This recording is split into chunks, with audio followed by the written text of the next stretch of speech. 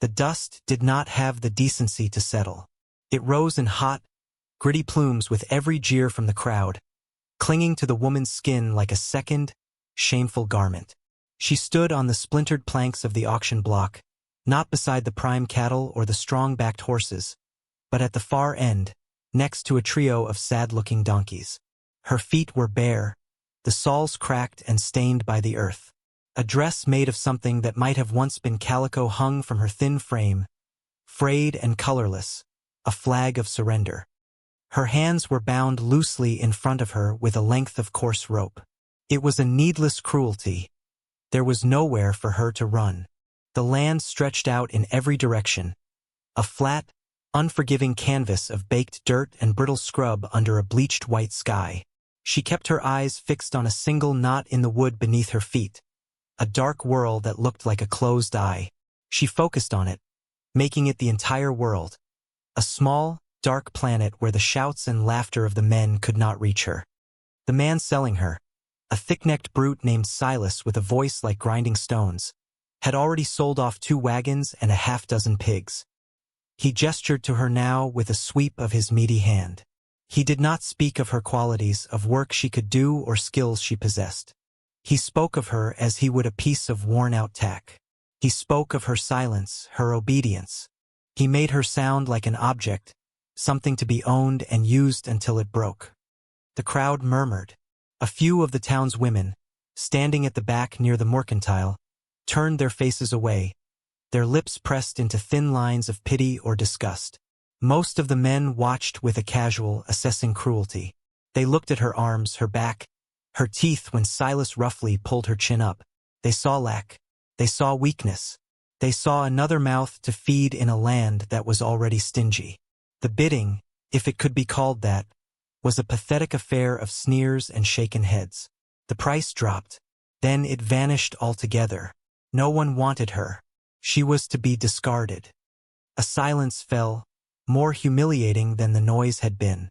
It was the silence of absolute worthlessness.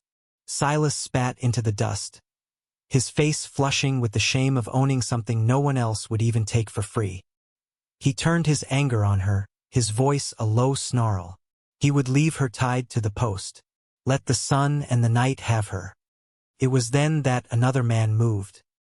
He had been standing at the edge of the assembly, near the water trough, a tall, gaunt figure in a worn duster that had been bleached by 100 seasons of sun. He carried the quiet of the plains with him. He had not spoken a word, had only watched with eyes that seemed to hold whole winters inside them. This was Elias Thorne. He had come to town for salt and flour, not for the ugly theater of human desperation. Elias had buried his wife, Martha, 2 years ago on the hill behind his homestead.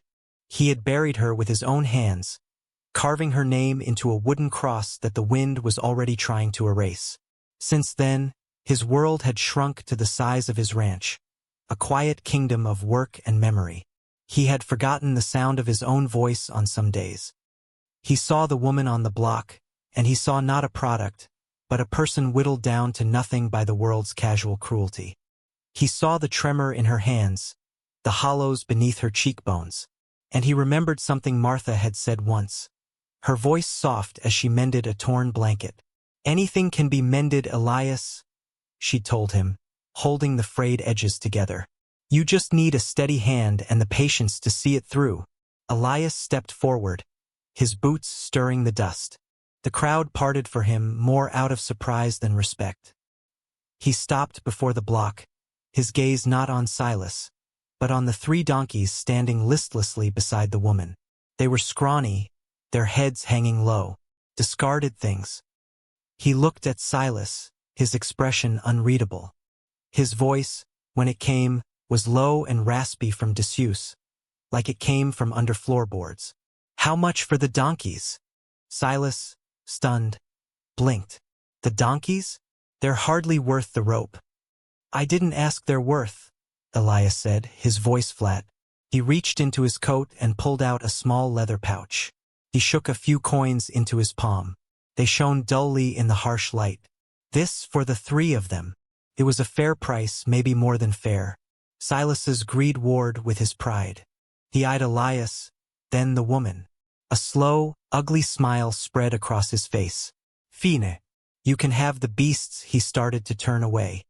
And the woman, Elias added, his voice unchanged. Silas stopped. Her? I ain't giving her away. You were about to, Elias stated, not as a question. Leave her to the elements. I'm taking her off your hands.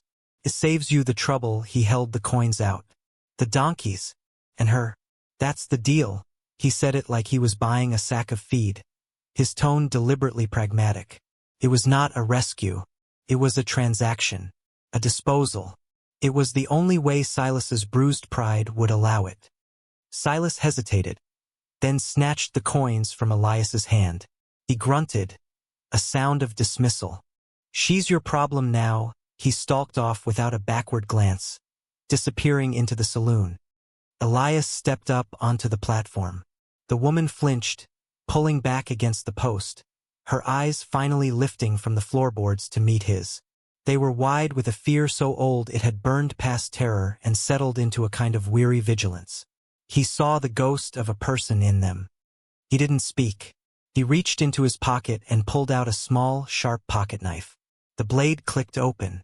She squeezed her eyes shut, her body tensing for a blow that did not come. Instead, she felt a slight pull on the rope around her wrists. There was a clean, sharp sound. Snick. The pressure was gone. The rope fell away. Her hands remained frozen in the air for a moment, as if they had forgotten how to be free. Slowly, she lowered them. She rubbed her wrists, not looking at him, her gaze having returned to the safety of the floor. Elias folded the knife and put it away. He turned and walked down the steps, leading the donkeys by their tattered ropes. He did not look back to see if she was following. He did not command her or coax her. He simply started walking, heading out of the town and toward the vast, open silence of the prairie. After a long moment, the soft, shuffling sound of bare feet on dusty ground fell into rhythm behind him. The journey to his homestead was a long, silent procession. The sun beat down, and the wind, their only companion, was a dry, sighing presence that lifted the dust in ghostly sheets behind them. Elias walked at a steady, unhurried pace, the ropes of the 3 donkeys held loosely in one hand. He was acutely aware of the woman trailing him, a shadow keeping a careful distance of 10 paces. She walked with her head down, her arms wrapped around her middle, as if holding herself together. He never looked back, but he listened. He listened to the soft scuff of her bare feet, the catch in her breath when she stumbled on a loose stone. Halfway through the afternoon, when the sun was at its most punishing, he stopped. Without a word, he unhooked the canteen from his belt. He set it on the ground between them, then walked a few yards away to check a cinch on one of the donkeys, turning his back to her to grant her the privacy of the gesture. He heard the scrape of the metal cap, the soft sound of swallowing. When he turned back, the canteen was on the ground where he had left it, and she was standing in her spot again, her eyes on the horizon. It was the first kindness, an unspoken offering in the vast emptiness, a drop of water in a desert of indifference.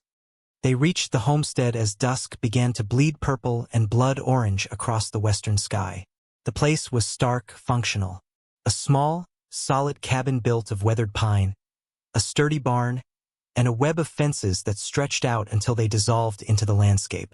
On a low hill overlooking the cabin stood a single wooden cross, its silhouette sharp against the fading light.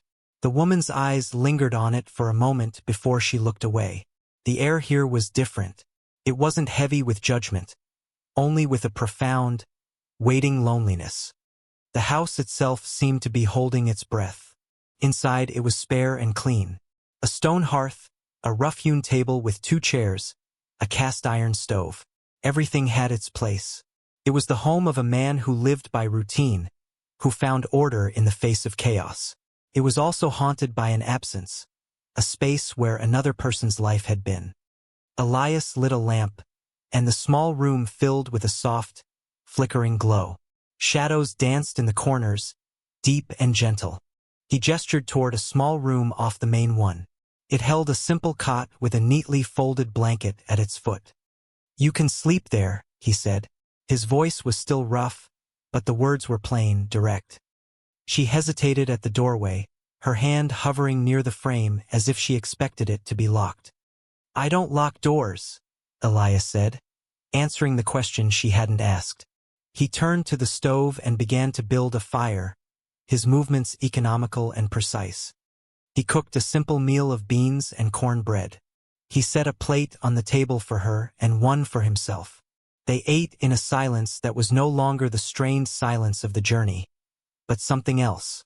It was the silence of a shared space, of two solitary beings occupying the same small pocket of warmth against the encroaching night.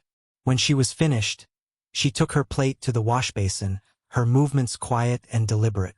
She did not know the rules of this place, but she understood the unspoken contract being offered: food, shelter, safety. In return, she offered the only thing she had left: a quiet, unobtrusive presence. Days bled into one another, measured not by conversation but by the rising and setting of the sun and the rhythm of chores. A routine began to form, an unspoken dance. He would rise before dawn to milk the cow and tend to the stock. When he came back inside, the hearth would be swept clean, and a small fire would be crackling, chasing the chill from the room. She moved through the small house like a ghost at first, a whisper of movement at the edge of his vision. She mended one of his shirts, the stitches small and neat, a line of dark thread against faded blue. He found it folded on his chair one evening. He said nothing, but the next day he left a bolt of sturdy brown cloth on the kitchen table. She began to reclaim the space in small ways. She washed the thin curtains and hung them back up, the clean fabric letting in a brighter, softer light. She found a patch of stubborn mint growing by the back step and started tending to it.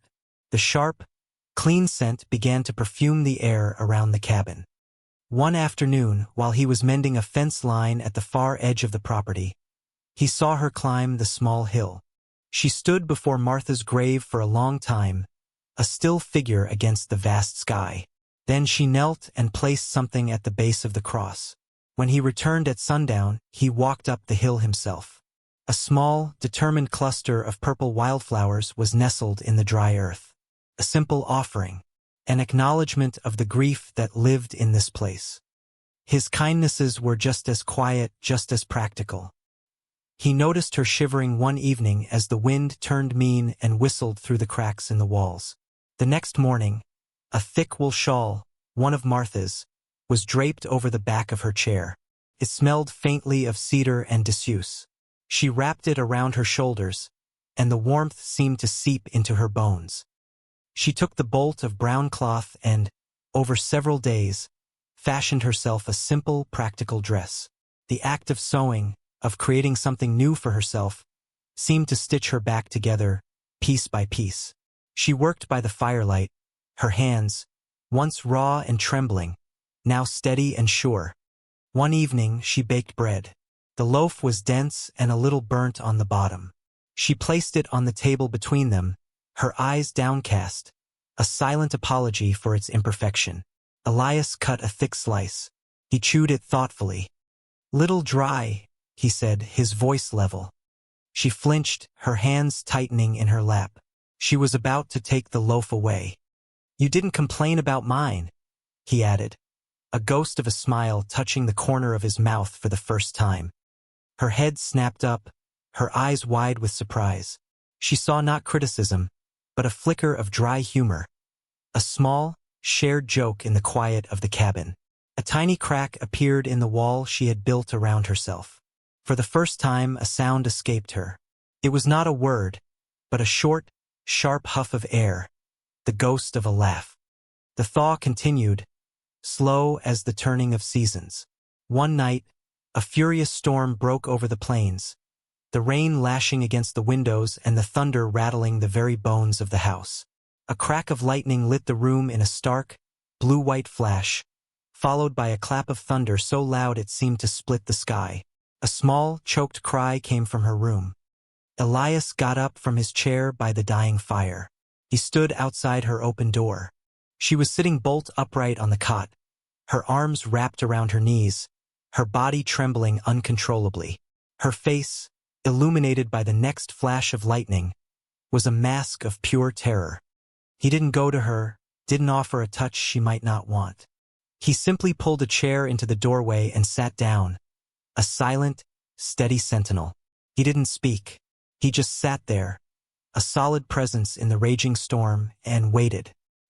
He sat until her trembling subsided, until her breathing evened out, until the storm passed over and the only sound was the gentle dripping of water from the eaves. She finally looked at him, her eyes glistening in the dim light.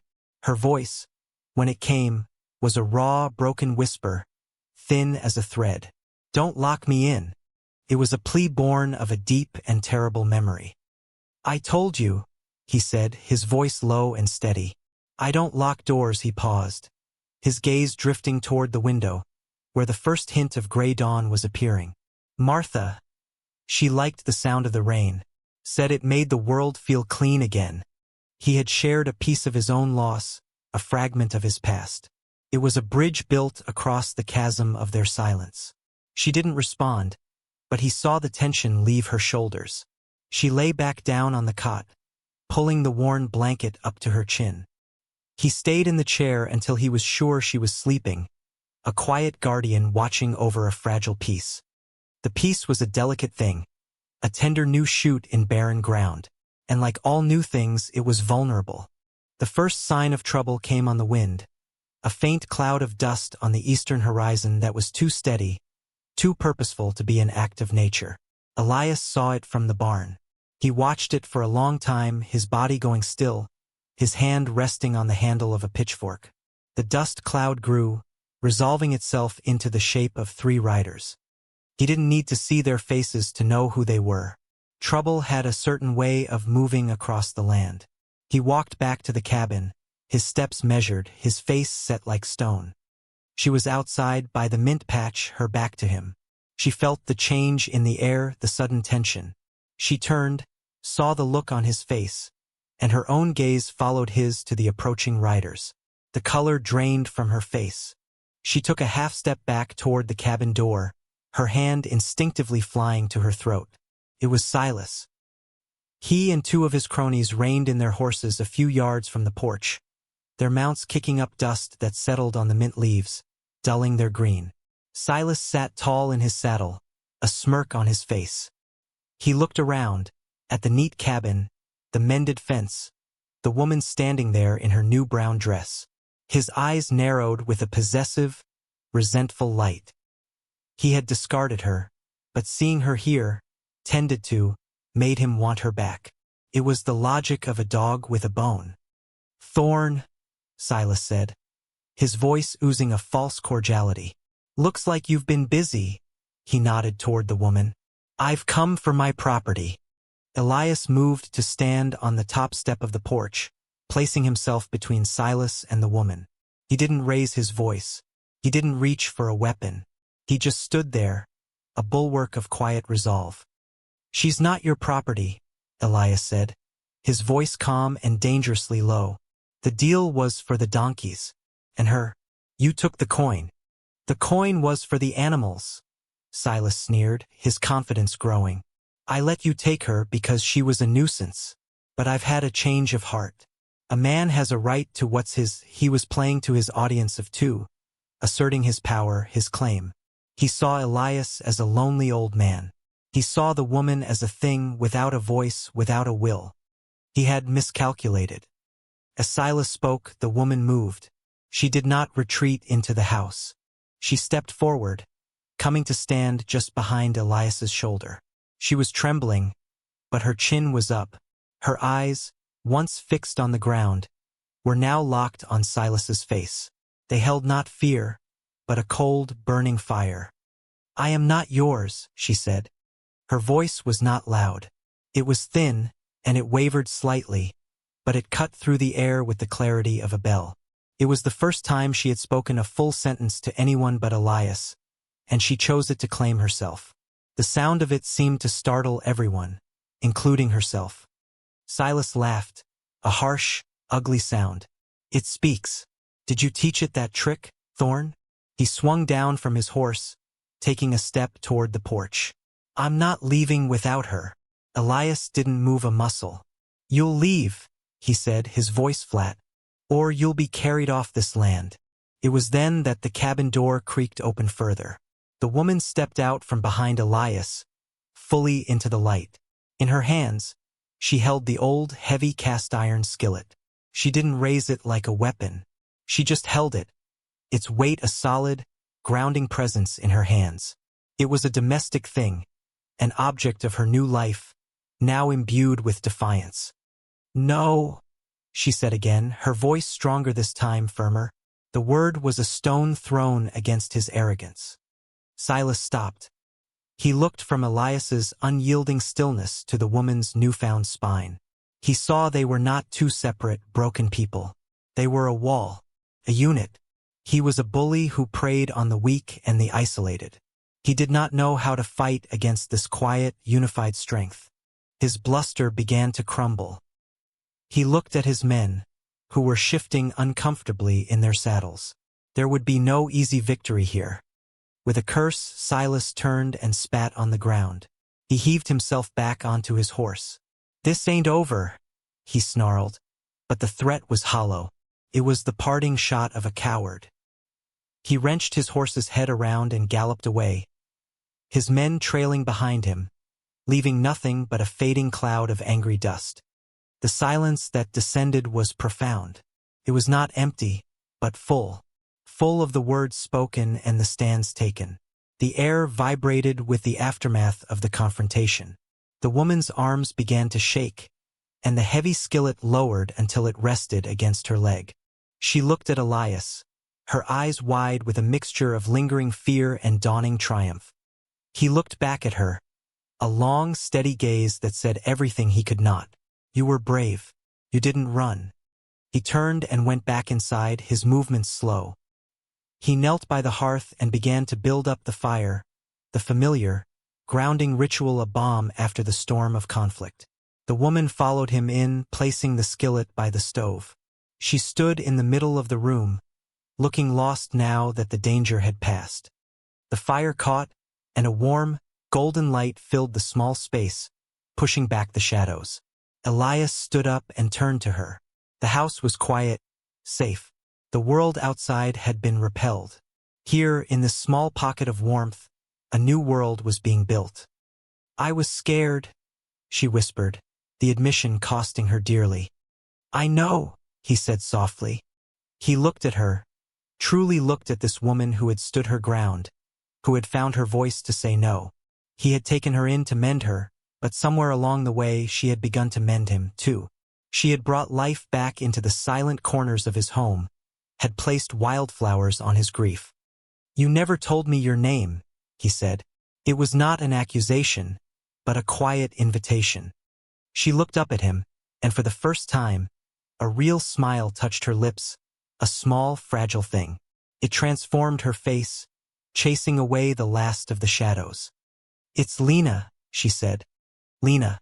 It was a name, not a label. Person, not property.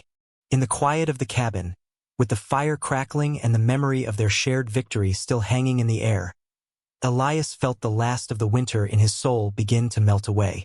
The house, which had been a tomb of memory, breathed again. It was no longer just his home. It was theirs.